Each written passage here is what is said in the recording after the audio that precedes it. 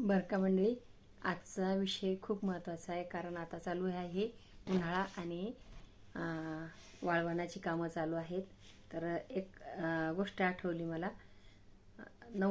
80च्या काळात जेव्हा आजी कुरडया करायची ना, तेव्हा हे पानं आहे वडाचे. आजी वडाच्या पानावर कुरडया करायची 80च्या दशकात. तर वडाच्या पानाचे खूप फायदे असतात आणि ते जुन्या अशिक्षित म्हणणाऱ्या बायकांना त्यांना इतकं ज्ञान होतं की कुठे काय कसं करावं.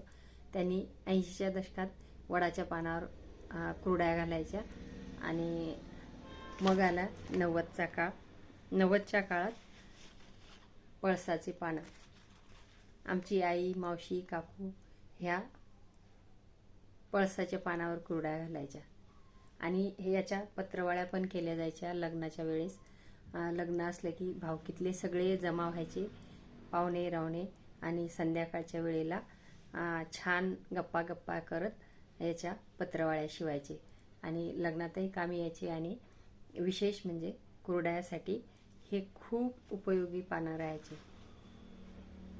द्रोण पत्रवाळ्या याच्या करायचे आणि हे पानं कुरडयांसाठी विशेष करून वापरायचे. आणि आता 2000 मध्ये हे आले बदामाचे पानं. कारण हे सापडत नाही, जंगलात जावं लागतं, जंगलात सापडत नाही, मग शोधायचे कुठे. मग आता हे जवळजवळ बदाम जे असतात ते बदामाचे पानं आहेत. यावर आता कुरडया घालायच्या. आणि आत्ता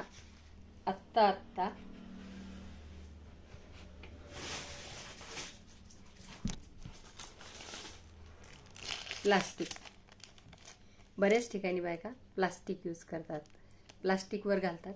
आणि त्याहीपेक्षा आता 25च्या नंतर डायरेक्ट लगेच विक्रीचे आणतात, जेणेकरून काहीच करायचं काम पडले नाही पाहिजे.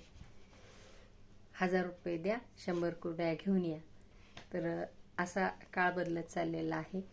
तर मला सांगा कमेंटमध्ये की कोणी वडाच्या पानावर कुरडया घातलेल्या बघितल्या, पळसाच्या पानावर कुरडया घातलेल्या बघितल्या, आता बदामाच्या पानावर पण घातलेल्या बघितल्या, आणि डायरेक्ट रेडीमेड कोण आणतं. तर कशी वाटली तुम्हाला माहिती? आवडल्यास लाईक, शेअर करा, सबस्क्राईब करा आणि कमेंटमध्ये काहीतरी लिहायला विसरू नका. म्हणजे तुम्हाला व्हिडिओ आवडला, नाही आवडला, माहिती आवडली, नाही आवडली, अजून काही माहिती पाहिजे असेल तर त्याबद्दल 2 शब्द तरी लिहा. आणि आवडल्यास लाईक, शेअर करा, सबस्क्राईब करा. असेच नवनवीन व्हिडिओ बघण्यासाठी चॅनलला फॉलो करा. धन्यवाद.